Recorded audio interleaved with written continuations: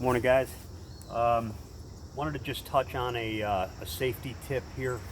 Um, Something that I do to it gives me a sense of security in the tree. I haven't been saddle hunting for that long, and when you're up in your tree, 20 feet up in your tree, and you're hanging off, especially a lot of you guys that are doing it for the first time, you're hanging off your tether for the first time. I know myself, it's a little bit nerve-wracking sometimes because you start to like look at your equipment and you say to yourself, if anything here fails, I'm gonna fall. So you have to have a lot of confidence in your equipment. And I'm my saddle. I'm hunting with a tethered mantis. I have the utmost respect for the manufacturers of tethered mantis. It's a great product, very safe. But you still have to look at everything that you're using, how you're using it, and you want to try to optimize your safety. So I've spoke a couple of times in some of our other videos about single points of failure. Anytime you have a single point of failure, there's a potential there. If when you're hanging off your tether itself is a single point of failure. If you're climbing SRT or DRT and you're climbing up, your rope is a single point of failure. The limb that it's over is a single point of failure. Your carabiner is a single point of failure. Your prusik is a single point of failure. Your bridge is a single point of failure. Your saddle itself is a single point of failure. They're basically a chain, right? And a chain is only as strong as its weakest link. So for me, to make myself feel more comfortable when I'm up in the tree, I try to look at any single points of failure that I can eliminate. And one of the things that I do is I looked at my mantis saddle, and it comes with I'm guessing here, I'd say it's about a 6mm accessory cord that they use to tie the prusiks. And you look at that when you're hanging off the tree. I'm 190, 200 pounds. You're hanging 20 feet off the ground, and you're looking at this, and basically your life is in the hands of the manufacturer of this 6mm cord and whoever tied this knot.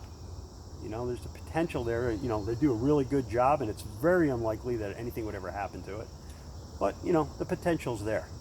So I looked at that and I said, well, if one prusik is good and safe, two is better. And what I did was I got another piece of 8mm accessory cord, tied up my own prusik, and I just basically doubled it up. So now I have two prusiks on here, and what I'll do is I'll clip into it and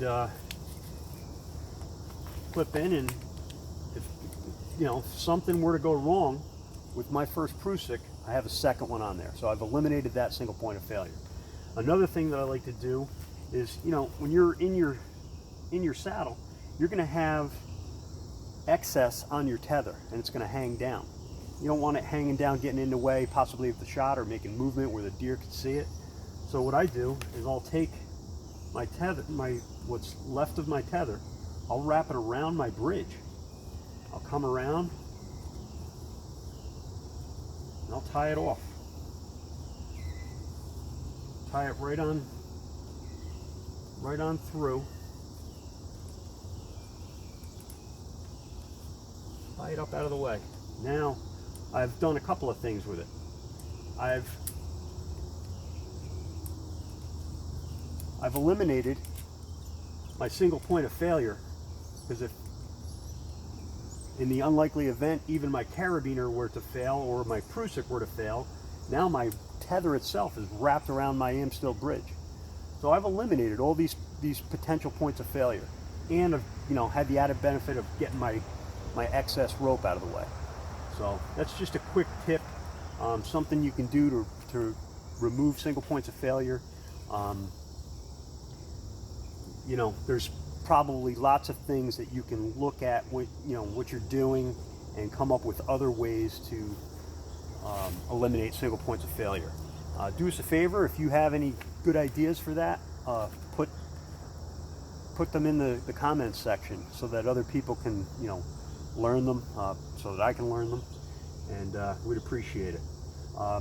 You know, we're going to try and bring you guys as many short videos as we can with relevant information for saddle hunting. Hopefully you guys like what we put out. If you do, we'd really appreciate it if you like and subscribe. And also look for us on Facebook. We are on Facebook at the New York Saddle Hunter Forum. So please send us a friend request. I'd like to have you follow along. And hopefully this tip is something that you guys get some benefit out of. And you know, climb safe and best of luck out there.